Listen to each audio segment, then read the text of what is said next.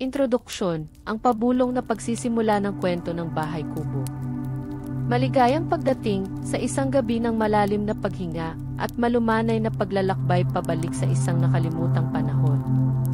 Kung saan ang oras ay tila dumadaloy ng mas mabagal, na parang isang ilog na tahimik na umaagos sa gitna ng isang mapayapang tanawin. At ang kapayapaan ay matatagpuan sa bawat pinakamaliit na detalye ng buhay, tulad ng pagtiklop ng isang dahon na hinawakan ng hangin. Ipinapasa namin sa inyo ang paanyayang ito, upang maramdaman ninyo ang banayad na paghila ng kahapon, upang ang inyong mga isip ay magpahinga mula sa lahat ng pagmamadali ng kasalukuyan, at ang inyong mga diwa ay magkaroon ng malalim at walang hanggang kapayapaan. Narito tayo, sa bukang liwayway ng isang tahimik na araw sa Pilipinas, isang araw na dahan-dahang nagbubukas, na parang isang bulaklak sa unang sinag ng araw. Ang mga unang sinag ng araw ay dahan-dahang gumagapang sa ulap, na tila mga ginintuang hibla na humahabi sa tela ng kalangitan. Nagpipintas sila ng pinong mga kulay sa abot tanaw, kung saan ang kulay rosas at ginto ay dahan-dahang lumalabas sa gitna ng malalim na asul ng gabi, na parang isang bagong kwento na dahan-dahang ibinubunyag sa atin, nang walang anumang pagmamadali. Ang simoy ng hangin, kasing soft ng isang bulong, ay dalubhasang nagdadala ng halimuyak ng basa-basang lupa, ng sariwang damo na maihamog pa, at ng maliliit na patak ng hamog na nagpapabango sa hangin, na nagbibigay ng sariwang simula sa bawat paghinga, sa bawat paglipas ng sandali. Sa paglalakbay nating ito, hindi natin hahabulin ang mga malalakas na kaganapan na nagpapabilis ng pulso, ang mga nagmamadaling pagbabago na nagdudulot ng kaguluhan, o ang nagmamadaling takbo ng kasaysayan na madalas nating nababasa sa mga aklat ng digmaan at kapangyarihan. Sa halip, pipiliin nating marahan ang bawat sandali, tulad ng pagtiklop ng isang luma at pinahahalagahang tela na pinatanda ng panahon, na naglalantad ng bawat hibla, bawat kulay, at bawat bakas ng nakaraang panahon na nakatago sa loob nito. Ang bawat salita ay isang malumanay na paghinga, isang paghinto na nagpapahintulot sa inyong isip na lumubog ng mas malalim sa kapayapaan. At ang bawat pahinga ay isang pagkakataon para sa inyong isip na magpalutang-lutang sa walang hanggang kapayapaan na ito, na parang isang dahon na dahan-dahang lumulutang sa ibabaw ng isang kalmadong lawa. Ngayon, ating ilubog ang ating sarili sa isang kwento na sinulat ng panahon mismo, isang kwento ng isang tahanan, ang Bahay Kubo. Ito ay hindi lamang isang istruktura ng kawayan at nipa na itinayo ng mga kamay ng tao, isang simpleng tirahan. Ito ay isang nilalang na humihinga, isang nilalang na lumalaki sa paglipas ng panahon, na nagbabago sa bawat taon na lumilipas. Ito ay tumatanda ng may dignidad, sumisipsip ng mga alaala at karunungan mula sa bawat pamilya na nanirahan dito, at dahan-dahang bumabalik sa lupa, lahat sa isang tahimik at patuloy na paggalaw. Ito ay isang malalim na paalala ng siklo ng buhay, ng pagiging simple na matatagpuan sa pagkakaisa sa kalikasan, at ng malalim na koneksyon sa kalikasan na madalas nating nakakalimutan. Sumama kayo sa amin sa paggalugad sa mga bulong ng kahoy na pinatanda ng araw at ulan, ang mga hininga ng kawayan na sumasayaw sa hangin na kasinggaan ng isang bulong, at ang malalim na kapayapaan na matatagpuan sa loob ng isang simpleng tahanan na pinanday ng kamay at ng kalikasan. Ihanda ang inyong mga isip sa isang mahabang pagpapahinga, isang pagpapahinga na walang katapusan. Habang dahan-dahan nating binubuksan ang mga pahina ng kasaysayan, pahina na aming iniaalay para sa inyong ikapapayapa ng kalooban at isang kalmadong pagtulog. Hayaang lumutang ang inyong mga isip sa malalim na kapayapaan na ito, at hayaang balutin kayo ng katahimikan. Huminga ng malalim at hayaan ang mga tunog na ito na maging lulabi sa inyong mga diwa. Kabanata 1. Ang pagsilang ng isang tahanan, ang pagtitipon ng mga materyales. Sa paglipas ng panahon, bago pa man sumapit ang isang bagong tahanan na may sariling buhay, mayroong isang tahimik na proseso ng paglikha. Ito ay hindi isang biglaang paglitaw, kundi isang simula na pinanday ng kalikasan mismo, isang paghinga ng lupa bago pa man umusbong ang isang bahay. Ito ay isang yugto ng malalim na paggalang at maingat na pag-unawa, kung saan ang bawat elemento ay maingat na pinipili mula sa mga likas na pinagmulan nito, na parang isang lihim na isinasaulo. Sa mga malawak na bukirin na balot sa hamog ng umaga, sa gilid ng ilog na dahan-dahang umaagos patungo sa malalim na karagatan, at sa kailaliman ng kagubatan na puno ng mga lihim at sinaunang espiritu. Naroon ang mga sangkap ang mga puso ng bahay kubo na naghihintay na maging isa. Ang pangunahin sa lahat ay ang kawayan. Ito ay hindi lamang isang halaman na lumalaki sa lupa, na parang isang simpleng damo, kundi isang kaloob ng lupa mismo. Sumisipsip ito ng liwanag ng araw sa bawat dumaan na umaga, na nagiging ginto ang kanyang balat at nagtatago ng mga kwento ng mga hangin na humihip at mga ulang bumuhos sa bawat hibla nito, mga kwento na binubulong ng kalikasan. Ang mga matataas na kawayan na sumasayaw sa ihip ng hangin na halos hindi marinig, na parang isang koro ng kalikasan, ay pinipili ng may pag-iingat at kaalaman dahil ang bawat uri ay may sariling lakas, at bawat isa ay may sariling layunin sa pagtatayo. Ang kanilang pagputol ay hindi isang malakas o nakakagulat na tunog na magpapagising sa natutulog na kalikasan, kundi isang malumanay na pagtanggap, isang hininga ng kalikasan na nagpapahintulot sa pagkuha, isang paggalang sa pagkuha mula sa kalikasan, na parang isang bulong ng pasasalamat na lumulutang sa hangin. Dahan-dahang inihahanda ang bawat piraso, nililinis ang bawat buhol na parang isang lumang sugat na pinagaling ng panahon, at pinapakinis ang bawat ibabaw, na nagpapahintulot sa kanilang pagiging matibay at likas na kagandahan na magliwanag sa ilalim ng malambot na araw. Naririnig ba ninyo ang banayad na paghampas ng matatalas na kagamitan sa kawayan? Ito ay ang simula ng isang himig ng paglikha, isang mabagal na prelude sa pagbuo ng isang kanlungan, isang tunog na kasing payapa ng pagtulog. Kasama ng kawayan, naroon din ang dahon ng nipa.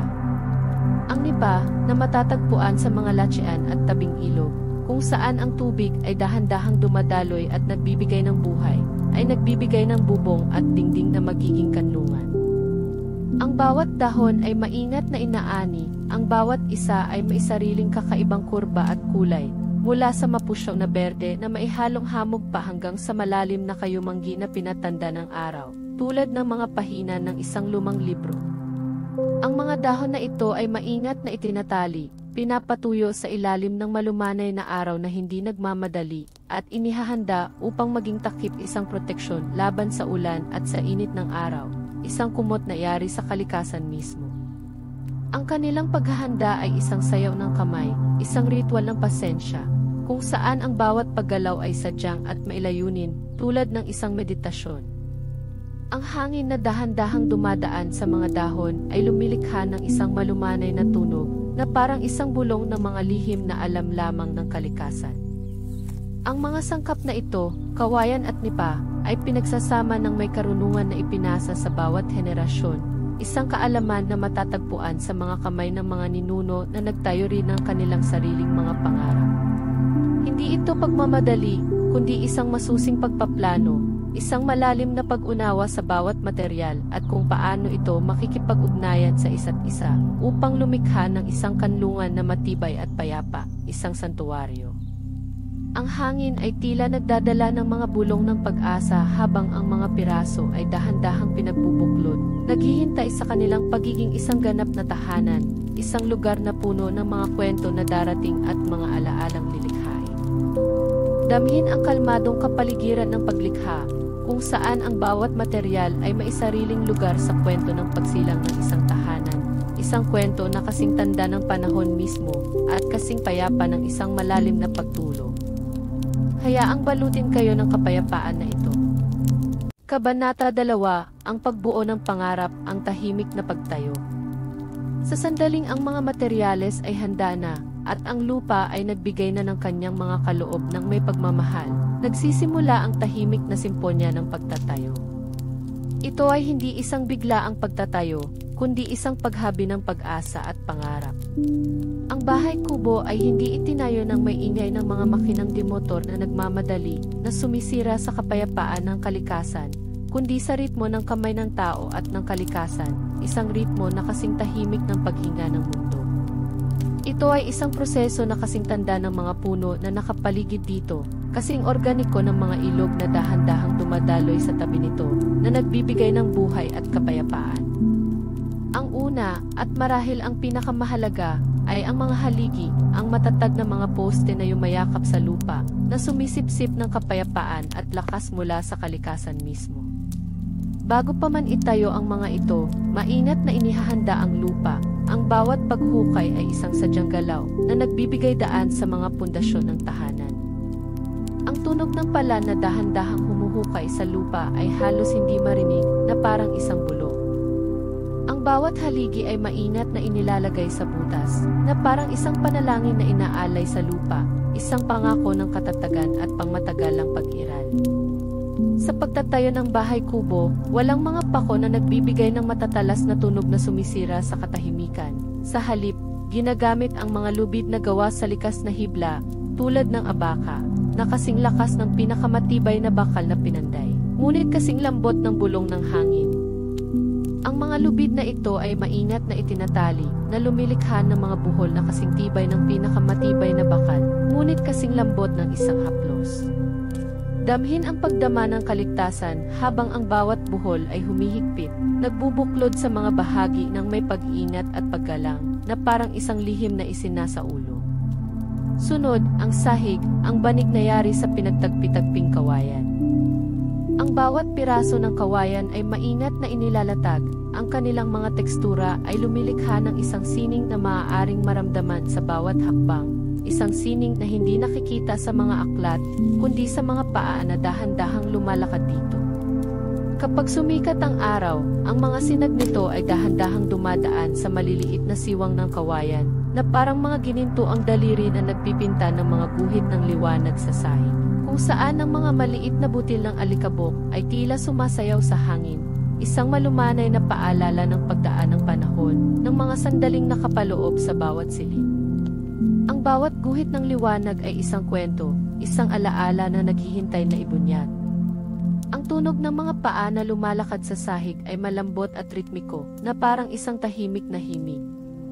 Ang mga dingding at ang bubong ay gawa sa mga dahon ng nipa, na maingat na inilalatag ng sunod-sunod, tulad ng mga pahina ng isang lumang aklat na dahan-dahang binubuklat.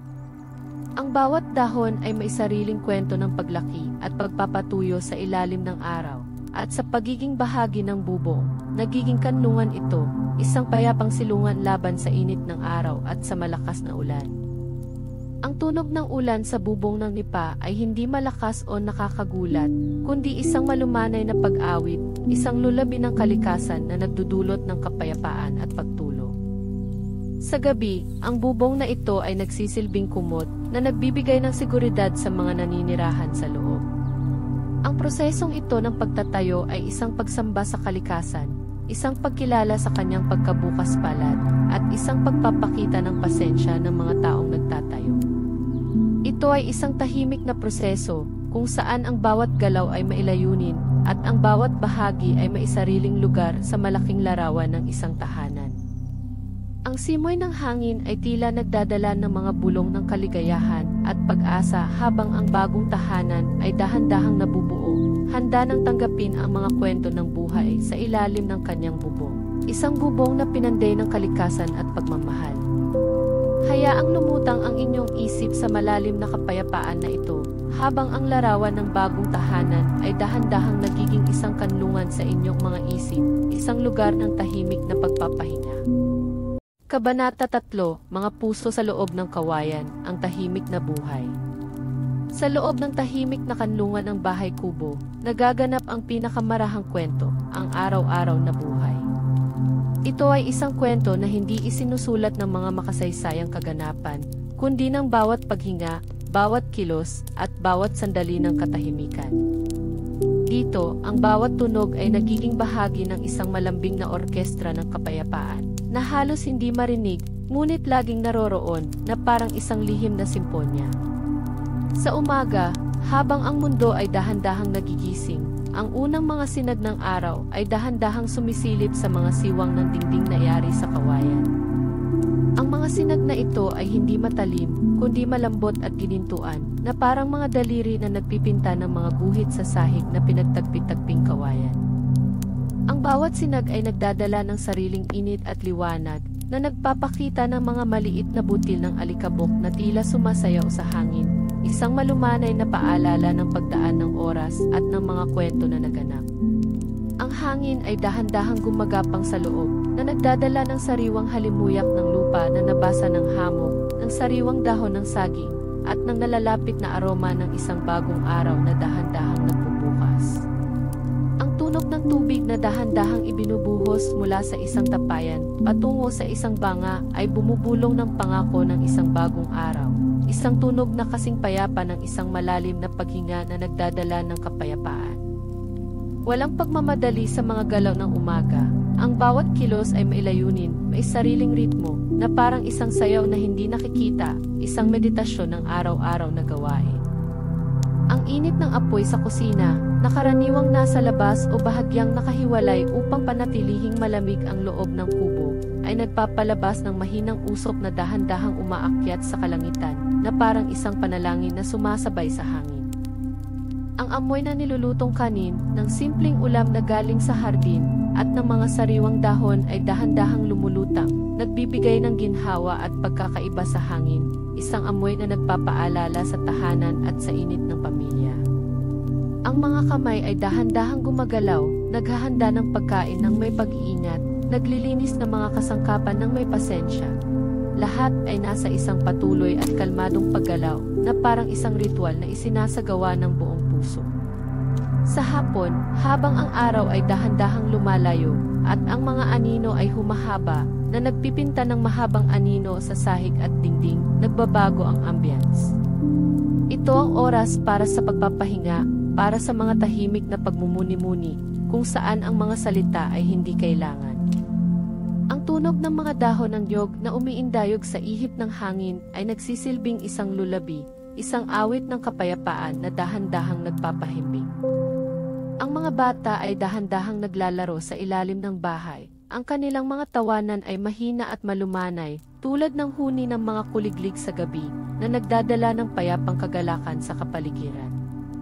Ang banig sa sahig ay nagiging isang kanlungan ng kapayapaan, kung saan ang mga kwento ay binubulong sa mahinang boses, at ang mga pangarap ay pinag-uusapan sa pagitan ng mga pamilya, bago ang mahimbing na pagtulog na naghihintay. Ang bahay kubo ay hindi lamang isang silungan, kundi isang tagapag-ingat ng mga alaala, isang saksi sa hindi mabilang na sandali ng kapayapaan at pag-ibig. Bawat galo sa kawayan, bawat kulay sa nipa na pinatanda ng araw, ay may sariling kwento, isang pahina na hindi binabasa kundi nararamdaman, isang lihim na isinasaulo ng istruktura. Dito, ang buhay ay nabubuhay sa isang mabagal na tulin, kung saan ang bawat sandali ay pinahahalagahan, at ang bawat karanasan ay sumisipsip ng kapayapaan, isang kapayapaan na lumalabas mula sa mga dingding at sahig, na pumupuno sa buong tahanan. Hayaang balutin kayo ng pakiramdam na ito, at hayaang maging bahagi kayo ng tahimik na agos ng buhay sa loob ng kawayan. Ang kapayapaan ay naririto, at ito ay para sa inyo. Kabanata 4. Ang pagtanda at ang pagbabalik, ang siklo ng buhay. Tulad ng lahat ng nabubuhay at umira sa ilalim ng araw, ang bahay kubo ay sumasailalim sa isang malumanay at di maiiwasang proseso ng pagtanda. Hindi ito isang mabilis na pagbabago, kundi isang dahan-dahang paglipas ng panahon, na kasing tahimik ng paghinga ng mundo. Ang bawat tag-ulan na dumaan, bawat tag-init na nagdala ng init, ay nag-iiwan ng sariling marka sa kanyang balat, isang patunay ng pagdaan ng mga panahon, ng mga kwento na sinulat ng hangin at ulan na bumubulong sa mga dahon. Ang bubong na nipa, na dating may matingkad at sariwang kulay, ay dahan-dahang nagiging mas mapusyaw. Ang kanyang mga hibla ay unti-unting humihina, at kalaunan ay nagiging bahagi ng lupa, nagpapakain sa lupa na nagbigay buhay dito. Ang bawat hibla ng nipa ay bumabalik sa pinagmulan nito, sa isang paggalaw na kasing payapa ng pagbagsak ng dahon. Ang kawayan na dating makinis at makintab ay nagiging mas magaspang, ang kanyang ibabaw ay puno ng mga bakas ng oras na nagtatago ng mga kwento ng maraming pagdami at pagdaan ng araw, ng mga alaalang hindi nakikita. Ang mga bitak ay dahan-dahang lumilitaw na parang mga guhit sa isang lumang mapa na nagpapakita ng mga pagsubok at pagdaan ng panahon, ngunit hindi ito mga bakas ng pagkasira, kundi ng pagkakaukit ng kasaysayan ng isang buhay na buong-buo. Ngunit kahit sa pagtanda, mayroon pa ring kagandahan sa kanyang pagkaluma, isang karunungan na tanging panahon lamang ang makapagbibigay, isang kapayapaan na matatagpuan sa pagtanggap ng pagbabago, isang pagtanggap na nagdudulot ng kalmado. Kung minsan, kapag natapos na ang kanyang paglilingkod, kapag ang kanyang mga pader ay tila humihina na, ang bahay kubo ay dahan-dahang ibabalik sa lupa. Hindi ito isang marahas na pagguho o isang biglaang pagkawala na magdudulot ng gulo, kundi isang malumanay na pagtanggap, isang pagbalik sa pinagmulan, sa lupa na nagbigay ng kanyang mga materyales. Ang mga dahon ng nipa ay magiging bahagi ng lupa, na magiging pagkain sa mga bagong halaman, at ang kawayan ay dahan-dahang mabubulok, nagpapayaman sa lupa na siyang pinagmulan nito, sa isang proseso na kasing tahimik ng paghinga ng mundo. Ito ay isang siklo, isang paalala na ang lahat ng bagay ay may simula at may katapusan, at ang pagtatapos ay madalas na isang bagong simula, isang pangako ng pagpapatuloy, isang pag-asa. Ang mga espiritu ng mga naninirahan dito, ang kanilang mga tawa at bulong, ang kanilang mga pangarap at pag-asa, ay mananatili, nakakabit sa simoy ng hangin na dumadaan sa mga dating dingding, sa bawat dahon na umiindayog na parang nagpapaalam, at sa bawat patak ng ulan na bumabagsak sa lupa, na nagdadala ng mga alaala.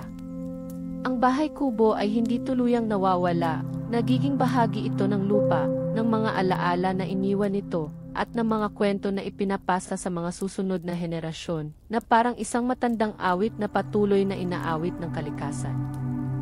Damhin ang kapayapaan sa pagtanggap ng pagbabago, sa pag-unawa sa siklo ng buhay at ng pagbabalik sa lupa. Ito ay isang paalala na ang tunay na kapayapaan ay matatagpuan hindi sa paghawak sa nakaraan, kundi sa pagtanggap sa patuloy na paggalaw ng buhay, na kasing tahimik at kasing payapa ng pagbabalik ng isang araw sa gabi. Hayaang balutin kayo ng pag-unawang ito, at matagpuan ninyo ang inyong kapayapaan sa malalim na katahimikan na ito.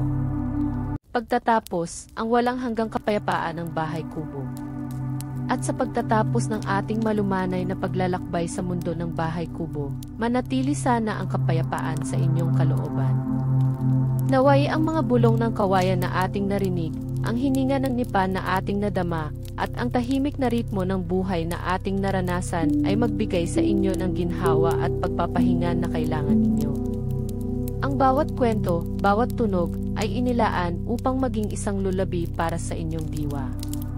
Ang bahay kubo, sa kanyang kapayakan at pagiging bahagi ng kalikasan, ay patuloy na nagpapaalala sa atin ng kahalagahan ng pagpapahalaga sa bawat sandali na dumaan, sa paggalang sa ating pinagmulan na siyang pundasyon ng ating pagkatao, at sa paghahanap ng kapayapaan sa mga pinakamaliliit na detalye ng ating mundo, mga detalyang madalas nating nalilimutan sa pagmamadali ng buhay. Hindi ito nagmamadali, dahan-dahan lamang itong nabubuhay, umiiral, at nagbabalik sa isang siklo na kasing tagal ng panahon mismo, kasing payapa ng paggalaw ng mga bituin sa kalangitan. Ang kanyang pagiging simple ay isang sining. Naway ang mga larawan at tunog na ito, na inyong narinig at nakita sa inyong isip, ay magdulot ng kalmadong pagtulog sa inyo, at magbigay ng panibagong pagpapahalaga sa mga tahimik na kwento ng kasaysayan na patuloy na bumubulong sa ating paligid, na naghihintay lamang na ating pakinggan ng walang pagmamadali. Ang kasaysayan ay hindi lamang mga petsa at pangyayari, kundi ang buhay mismo, ang mga damdamin, ang mga paghinga ng mga taong nauna sa atin.